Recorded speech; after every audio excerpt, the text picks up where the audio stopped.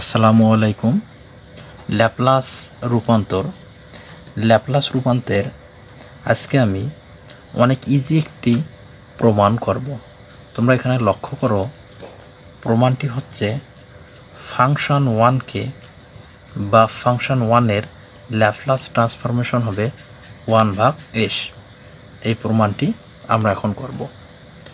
তো এর আগে আমরা যে বিষয়গুলো নিয়ে আলোচনা করছিলাম সেটা হচ্ছে ল্যাপ্লাস ট্রান্সফরমেশনের নোটেশন এবং সূত্র।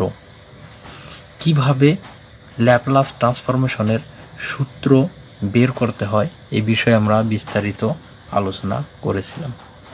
তাহলে আমরা এখন ফাংশন 1-এর ল্যাপ্লাস ট্রান্সফরমেশন 1/s হবে, এই বিষয়টি আমরা প্রমাণ করব। তো শুরুতেই আমরা লিখব ধরি।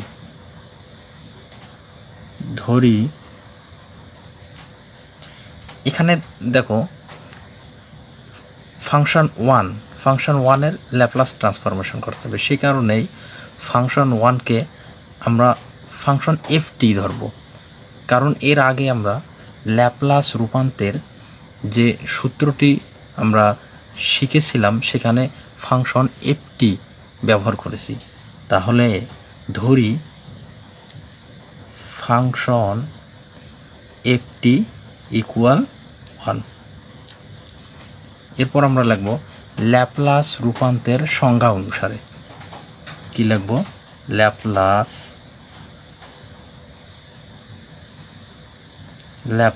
রূপান্তের সংজ্ঞা অনুসারে।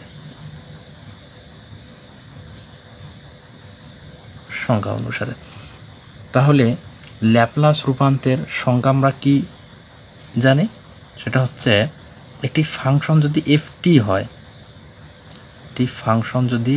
হয়, তাহলে এর ল্যাপ্লাসের নোটেশনটা কি হবে? সেকেন্ড ব্র্যাকেট দিয়ে এখানে একটি বড় হাতের এল লিখতে হবে। আর এই ল্যাপ্লাস রূপান্তের সূত্রটি আমরা কিভাবে শিখেছিলাম বের করতে হয়, সেটা হচ্ছে একটি ফাংশন যদি ft হয় তাহলে এই ফাংশনকে ই ইনভার্স এস টি এর সাথে কি করতে হবে? গুণ করতে হবে। এই গুণফলকে ইনফিনিটি 0, এই গুণফলকে 0 থেকে ইনফিনিটির মধ্যে ডিটি এর সাপেক্ষে ইন্টিগ্রেশন করতে হবে।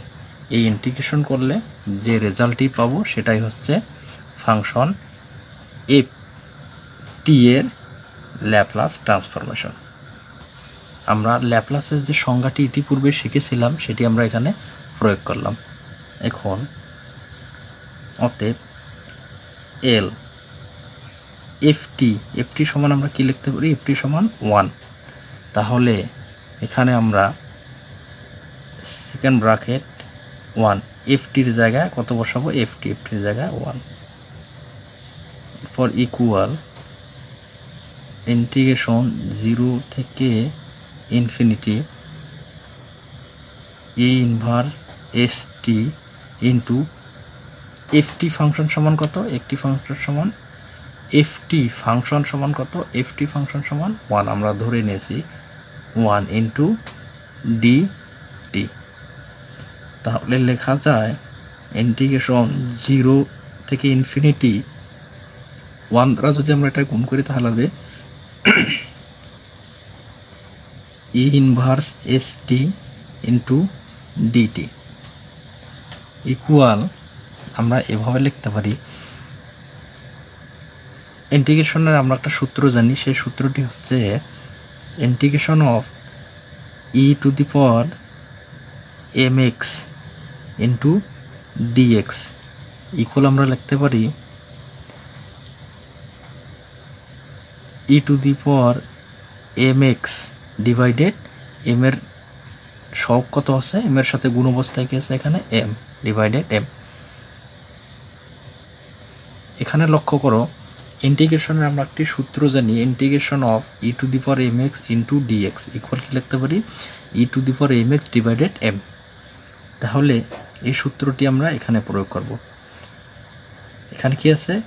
ই to the power inverse s t, অর্থাৎ ই টু দি পাওয়ার এটা এম, এটা এক্স, তাহলে e to the power m x into dx. তাহলে এখানে এম হচ্ছে মাইনাস এস টি আর এক্স হচ্ছে টি। এটা কার সাপেক্ষে ইন্টিগ্রেশন হচ্ছে? টি এর সাপেক্ষে, অর্থাৎ টি হচ্ছে এক্স, এম হচ্ছে এখানে মাইনাস এস এবং এক্স হচ্ছে টি। তাহলে আমরা বসাইতে পারি ইকুয়াল, কি বসাইতে পারি? কারণ ইকুয়াল বসাইতে পারি e to the power m x. তাহলে আমরা কি লিখবো? E to the power m x, m কত আছে? মাইনাস এস, এক্স মানে কি? টি। তারপর কি আছে? ডিভাইডেড এম, এম কি আছে? এক্স এর শক, তাহলে এখানে এক্স কি? টি, টি এর শক কি? Minus S. আমরা জানি ইন্টিগ্রেশনের সূত্র অ্যাপ্লাই করার পর একটি কী হবে? Third bracket. এই থার্ড ব্র্যাকেটে উপরে হবে আপার লিমিট ইনফিনিটি, লোয়ার লিমিট 0। তাহলে আপার লিমিট এবং লোয়ার লিমিট আমরা কার জায়গায় বসাই দেবো? টি এর জায়গায়। এখন যদি আমরা এখানে টি এর জায়গায় আপার লিমিট বসাই দেই, তাহলে ইর পাওয়ার কত হবে? Minus infinity. তাহলে কি হবে এখানে? এ মাইনাস টির জায়গায় কত বসাবো? আপার লিমিট কত? আলফা।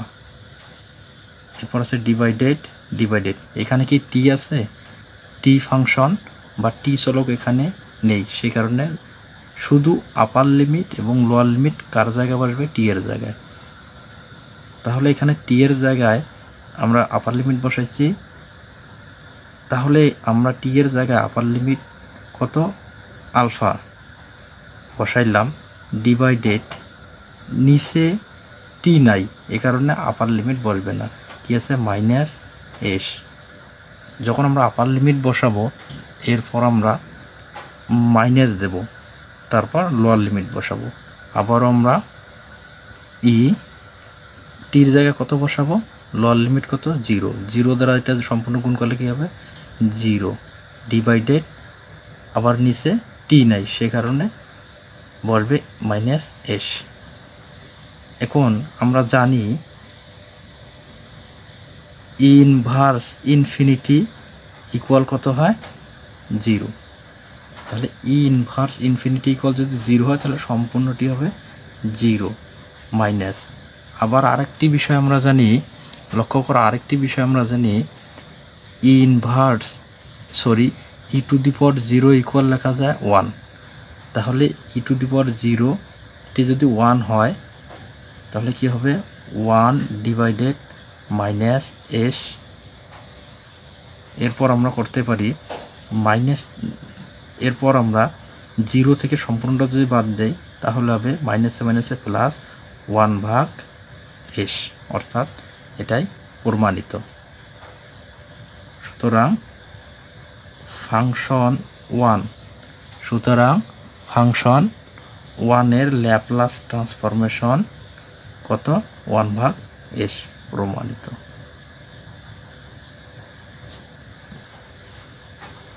তো আজকে এই পর্যন্ত, এরপরে আমরা অন্য একটি ম্যাথ নিয়ে আলোচনা করব ইনশাআল্লাহ।